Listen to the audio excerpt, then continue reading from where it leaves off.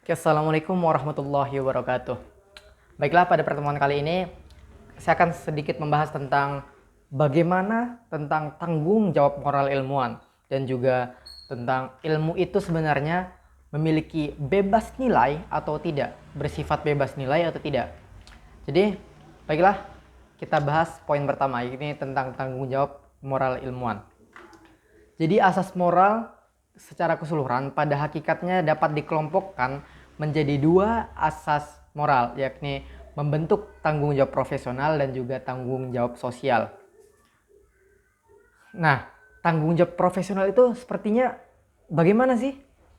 Jadi tanggung jawab profesional lebih ditujukan kepada masyarakat ilmiah dalam pertanggungjawaban moral yang berkaitan dengan landasan epistemologis.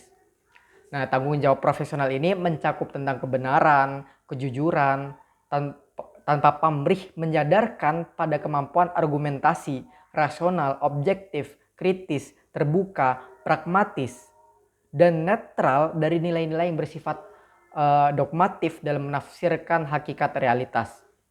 Nah, dalam mencari kebenaran, ilmuwan harus senantiasa melengkapi dirinya dengan budi luhur atau kebaikan apabila ingin berpeluang berapapun tipisnya itu untuk membuka tabir rahasia keilmuan. Nah, budi luhur itu misalnya ditandai dengan kapasitas kerja eh,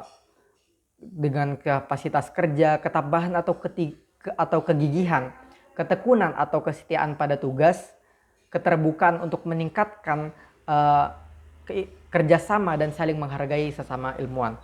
Nah, budi luhur inilah yang akan meningkatkan ilmuwan untuk berkomunikasi dengan sesamanya dan terhadap dunia kepada alam semesta.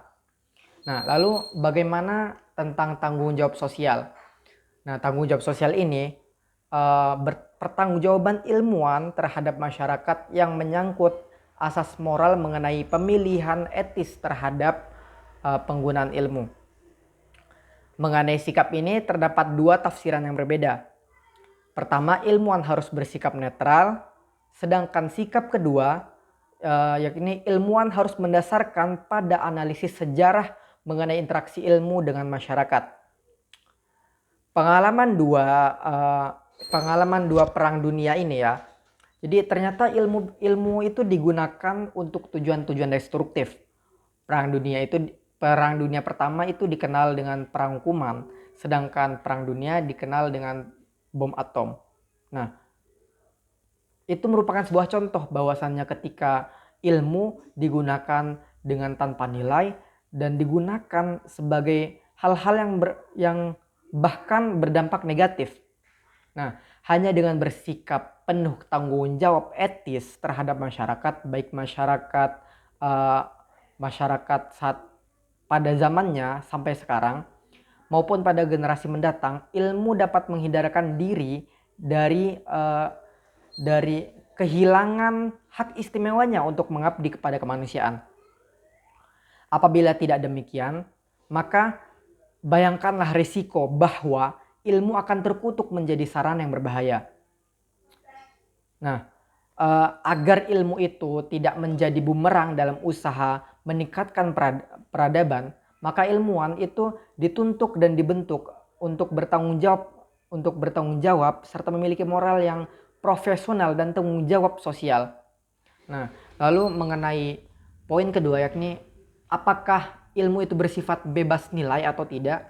Jadi pengertian kita kembali lagi kepada pengertian nilai. Filsafat sebagai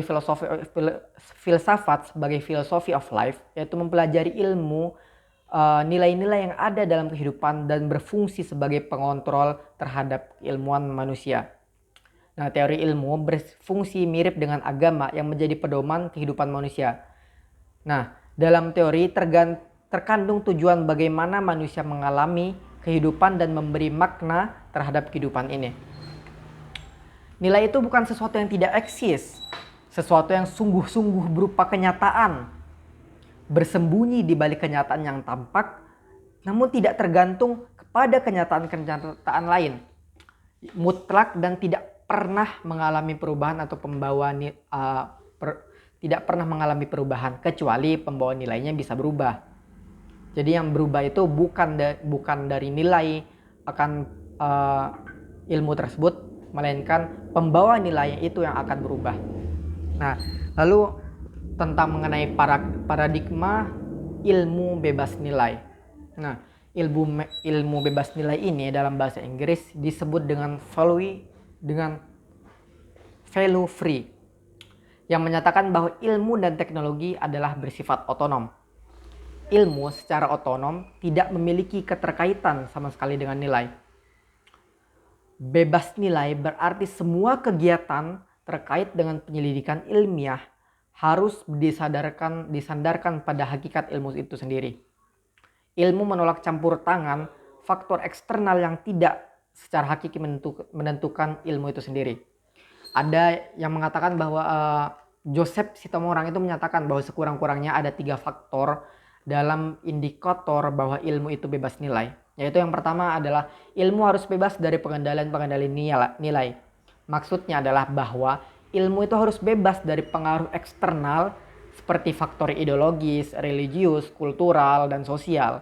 Lalu yang kedua adalah diperlukannya adanya kebebasan usaha ilmiah agar otonom ilmu itu terjamin. Kebenaran di sisi ini menyangkut kemungkinan yang tersedia dan penentuan diri.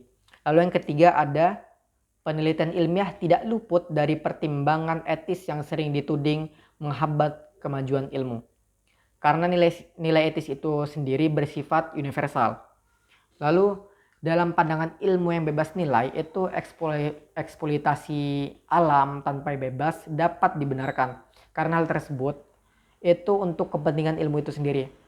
Yang terkadang hal tersebut dapat merugikan lingkungan. Nah, contoh untuk hal ini adalah teknologi air conditioner, yaitu AC, yang mana ternyata berpengaruh pada pemanasan global dan lubang ozon semakin melebar. Nah, tapi ilmu pembuatan alat pendingin ruangan ini semata untuk pengembangan teknologi. Dengan tanpa mempedulikan dampak yang ditimbulkan pada lingkungan sekitar. Nah, dalam ilmu bebas nilai, tujuan dari ilmu itu untuk ilmu sendiri. Jadi tidak memerlukan nilai-nilai apapun. Yang terpenting adalah tujuannya untuk memenuhi tujuan dari ilmu itu sendiri. Tanpa memikirkan hal-hal sekitar gitu. Lalu ilmu bebas nilai itu membenarkan alam, eksplorasi alam tanpa bebas demi kepentingan ilmu itu sendiri.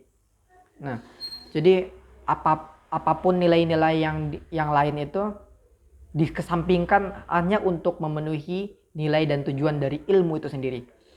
Lalu juga ada tentang paradigma ilmu tidak bebas nilai atau yang biasa disebut dengan Valley. Jadi ilmu yang tidak bebas nilai itu memandang bahwa ilmu itu selalu terikat dengan nilai dan harus dikembangkan dengan mempertimbangkan aspek nilai. Perkembangan nilai tidak lepas dari nilai-nilai ekonomis, sosial, religius, dan nilai-nilai yang lainnya. Nah, menurut salah satu filsuf yang mengerti teori Valley, yaitu Jürgen Habermas, berpendapat bahwa ilmu sekalipun ilmu alam tidak mungkin bebas nilai karena setiap ilmu selalu ada kepentingan-kepentingan. Dia juga membedakan ilmu menjadi 3 macam sesuai dengan kepentingan-kepentingan masing-masing. Yang pertama adalah pengetahuan yang pertama, yaitu berupa ilmu-ilmu alam yang bekerja secara empiris analitis. Yang kedua, pengetahuan yang kedua yaitu berlawanan dengan pengetahuan yang pertama, yaitu karena tidak menyelidiki sesuatu dan tidak menghasilkan sesuatu, melainkan memahami manusia sebagai sesamanya dan melancarkan hubungan sosial. Lalu yang ketiga adalah pengetahuan kritis, yaitu membongkar penindasan dan mendewasakan manusia pada otonomi dirinya sendiri. Ilmu yang tidak bebas nilai ini memandang bahwa ilmu itu sendiri terkait dengan nilai dan harus dikembangkan dengan mempertimbangkan nilai-nilai tertentu. Nah, ilmu jelas tidak mungkin terlepas dari nilai-nilai kepentingan seperti baik politik, sosial, keagamaan, lingkungan, dan sekitarnya. Jadi paradigma ini mengatakan bahwa ilmu apapun itu, mau ilmu alam, ilmu apapun itu pasti terkait dengan sebuah nilai-nilai tertentu. Entah itu ekonomi, sosial, politik, atau apapun itu. Jadi mungkin cukup sekian penjelasan singkat saya mengenai tanggung jawab seorang ilmuwan dan juga paradigma ilmu itu bebas nilai ataupun tidak bebas nilai. Cukup sekian. Wassalamualaikum warahmatullahi wabarakatuh.